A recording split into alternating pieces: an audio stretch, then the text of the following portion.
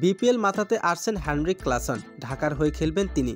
কোটি টাকায় দলে ভিড়িয়েছে শাকিব খান। হ্যাঁ, সত্যি এবার হেনরিক ক্লাসনের মতো বড় নামে বিপিএল খেলতে আসছে। তবে বিপিএল এর ব্যাপারে অনেকেই মনে করছেন বিদেশি ক্রিকেটারদের জন্য বিপিএল খুব বেশি টাকা খরচ করতে চায় না।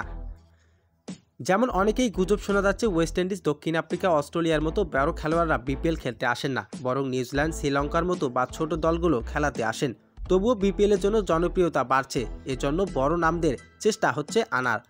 গতবারে বিপিএলে আলোচিত খেলোয়াড় যেমন David Warner, Babar Azam, David Miller অংশ নিয়েছে, যারা বিপিএলে বড় অঙ্কের টাকা আয় করেছে। একাধিক ম্যাচে ডেভিড মিলার প্রায় 150 কোটি টাকা আয় করেছেন, যা আইপিএল এর থেকে অনেক বেশি ছিল।